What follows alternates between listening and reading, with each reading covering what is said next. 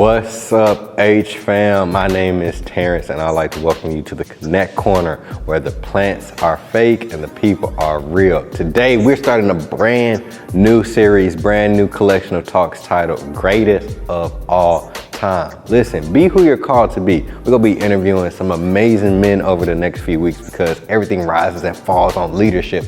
And in the beginning, God established man to help lead us. So today we're talking to none other than Carl Landry, former NBA player. Let's see what he has to say.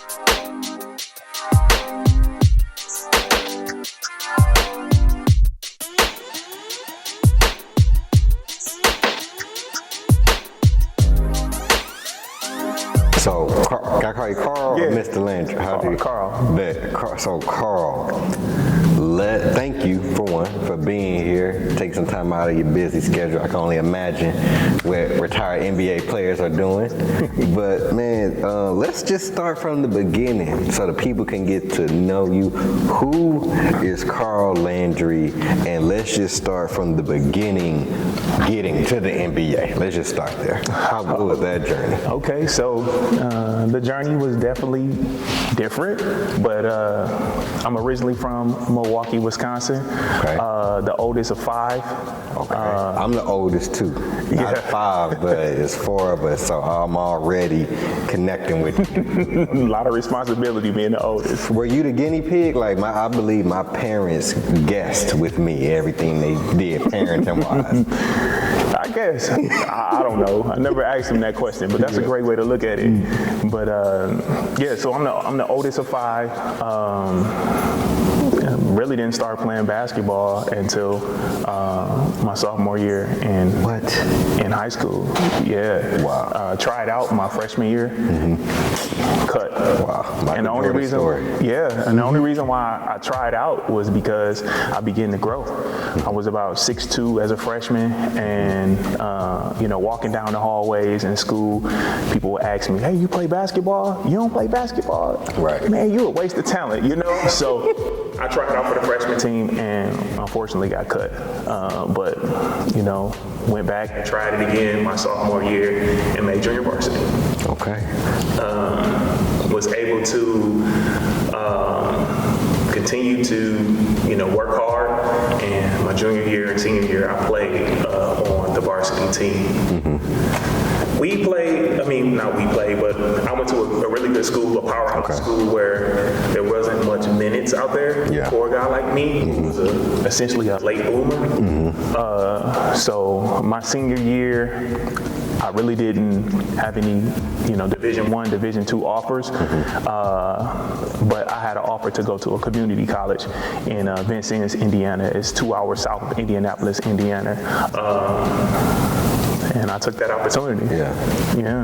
Man, that's awesome. And then it was there Purdue got their eyes on you, right? Yeah. Okay. There was another uphill battle. Was at Vincennes Community College, and there were guys that were better than me, more talented, and minutes again looked slim. Vincennes was another powerhouse school, but somehow God just made a way. Guys got homesick, guys got in trouble. Carved out room for me to present my talents and ability to showcase to the world. And like you said, Purdue University saw me, and after 2 years at Vincennes University, I transferred to a Division I school, Purdue University in West Lafayette, Indiana. Man, that's what's up. And there's this, we're in a new series, Greatest of All Time, and we're actually kicking off this week with You're a Franchise Player. That's the whole theme of today. And with that, people typically are expecting NBA players to be the best, the top of everything, and already your story is showing us that was not the case at all. So how did the opportunity present itself for you to be in the NBA? Like I said, I think God just continued to open up doors for me, open up doors that I never knew was going to happen. Open up doors in high school. He opened up doors in junior college, opened up more doors for me even at Purdue. My junior year, I began to bloom and become the player that you know, I never thought I would be, but I think in the middle of the season, I ended up tearing my ACL. Wow. And I couldn't recover in time to play the following senior season, which would have been my senior year. And I had the red shirt. But God was with me. I recovered during that red shirt year. Had a sensational, I would like to say, sensational senior year, and ended up getting drafted in 2007 to the Houston Rockets. Man, that is, so you got trade, because when I read it was initially the Sonics. Oh, yes. Yeah. I got drafted to the Sonics. Okay. Yes. Yeah. Got drafted to the Supersonics. But was it one of those situations where the trade happened before you actually got to Seattle? Yeah, so it happened, the Rockets drafted me during Seattle's pick because they wanted me. But initially, it was the Supersonics, and immediately I was traded to Houston. Okay, I thought you played with my cousin for a little bit, Rashard Lewis. Oh, no. Yeah, not at all. Okay, well, I ain't go down there. So you in the league now. We talking about franchise players. I would imagine you've had the opportunity to be on the court with, play with, and use with the Rockets. That was during the time of Steve Franchise himself. That's right. Like, so what was that like, just being able to up close and personal? We all grow up wanting to go to the league, especially I feel like a lot of African American kids. You want to go to NFL or you want to go to the league. So just growing up with that already in the culture, and now you're there, you get to witness these stars, these franchise players up close and personal. What was that like? I mean, I think immediately, like when I got drafted and I had to report to the Toyota Center, it was almost a surreal feeling seeing guys like Yao Ming, Tracy McGrady, Steve Francis, or Franchise for the first time. You know, those are guys that you so-called look up to, play with. You know, you spend hours on the game playing with those dudes. You know, doing all type of moves, and then you're like, they're your teammates, you know? So it's definitely a surreal feeling. And I think what made me snap out of it, though, I would probably say for the first couple days,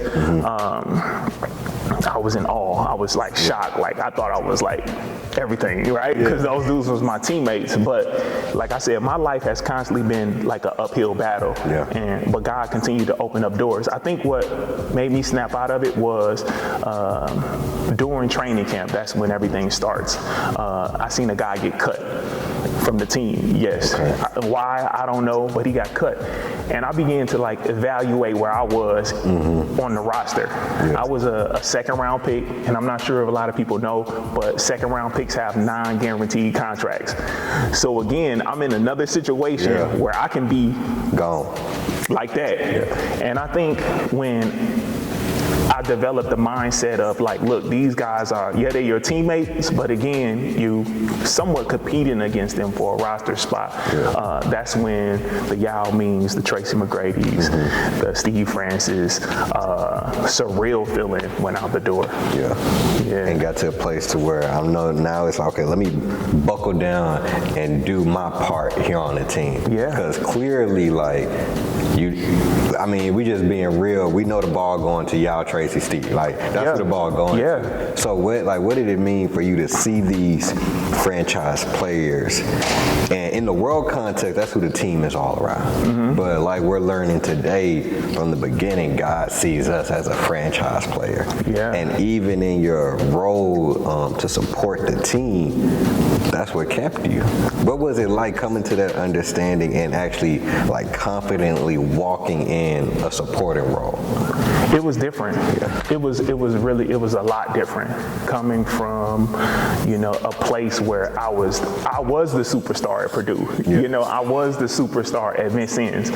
You know, even though I had to work my way up to that, now I'm on the league level where I'm at the bottom of the totem pole, and I have to create like a new identity. I have to create a new there's a new role for me. I can't be the guy that comes out and score 20 points a game. You know, you got Tracy for that. I can't be the guy that facilitates the ball, you know, every possession. You got Steve for that, or, you know, Aaron Brooks or Rayford Austin. So I had to become a new person. I had to create a new role. And once I accepted that, that's when things just took off. Man, that's huge because like one of the main things about this whole series is be who you're called to be.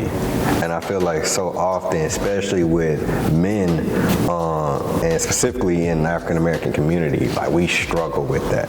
Like really identify who are we, who has God called us to be, and not letting the distractions of the world kind of pour into us these pipe dreams and things that we're really, because you know the world telling like you need to go out there, you need to drop 50, you need to be the best that you can be, but God is like, man, you could be the greatest you were ever called to be in a supporting role. Why do you think that people struggle with that so much?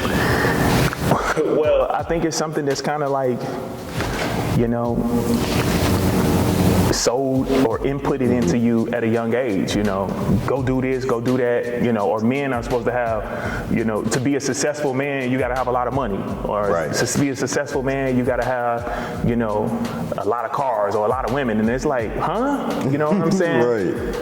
Who said that? Who made that I don't know. I have no idea. But I think when you become, you know, a believer and understand like, okay, what's my role as a husband or what's my role as a man, you understand like money, cars, and all of that doesn't last. Right. Only what you do for Christ will last. So when I took on that role and I started to think like that, you know, or that's when everything else didn't matter anymore. That's huge because it wasn't the realization of, like you said, Steve, go get the ball, y'all go get the ball. It wasn't even getting traded to other teams going playing for, you know, other teams. It was all about getting this right. Exactly. And through getting your relationship with God right, as a husband, as a father, like things just begin to settle in place. What was that journey for you? Because I don't know too many open-spoken Christian NBA players. Yeah. So like, how did you even get to the place to where you realize, man, this is really what I need to make sure is important, and when this gets right, everything else will flow. I mean, I think I got to a maturity level where I knew I'm not here because of myself. Yeah. I knew I got here because of God. It wasn't my mom, it wasn't my dad, it wasn't the coach that I played for 6 or 7 years ago. The doors that were open for me, they were open because of God. Nobody else could have done it but him. Yeah. And when I came to realize, look, like, God has been with me since day one. Yeah. You know what I'm saying? He loves me. That's when I knew, hey, look, I'm gonna give everything to him. Whatever he want, however he want me to live, you know, whoever he wants me to be, I'm gonna be that. Man, that's good. So how did you end up at HD? Because I didn't know you was from Wisconsin, and then finding out that, you know, definitely. So have you been in Houston this whole time since the draft?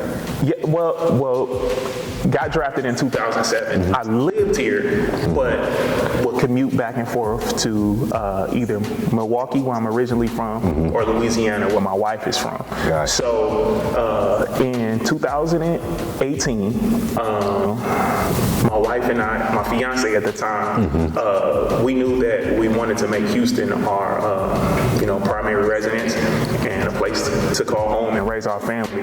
So we began to look for the most important thing that we could build our lives and our family on, and that's a church. We would go around the city every Sunday looking for a church. Wow. Just really couldn't find it. It's a lot of good churches out there, but nothing was the right fit. And we came here, I think, late 2018, and Pastor Jay spoke on a series called On Purpose. Yeah, and I left full, man.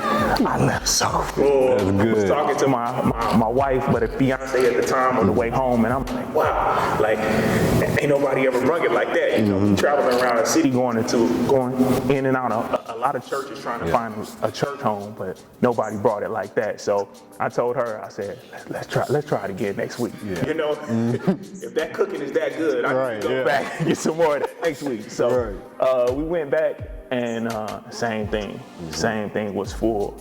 and we continue to come, and we continue to get fed, and we're here to this day. We're here now. Yeah, man, no, that's awesome. I remember connecting with y'all for the first time at the little marriage thing. Yeah. We did, and that was I was like, man, he tall. They was like, man, that's Carl Landry. I was like, and then they put, I was like, oh, okay, bet that's who that is. That's that scrub they used to play. Not at all. But you know, that was definitely delightful, and just getting to know y'all even a little bit more, even through Passion Lady J. I know y'all have a better relationship with them, but it's been such a joy. So y'all here, y'all loving it, y'all on purpose, y'all get married, and of course now you're retired. You're not in the NBA anymore. Yeah. So what is life like now? What has it become where I could only imagine you in the NBA, it's like not only you the husband, but you probably bringing in the funds. You holding it down. You in the NBA. So now you out of the league, got a little bit more downtime. I know y'all have 2 salons opening. What does life look like now for you as a franchise player? Because you're a franchise player in God's eyes. Thank you. At the end of the day. I think where I'm at in my life right now, obviously you said I'm a retired player, but I've taken on the leadership role in my home, I would like to say, where I can spend, time with my son, my daughter. I ended my career in China, and then I went to Japan, and leaving my family for 6 or 7 months at a time, and being able to see them through a device was it was difficult, and they would cry when I left, because I was gonna be gone for a while.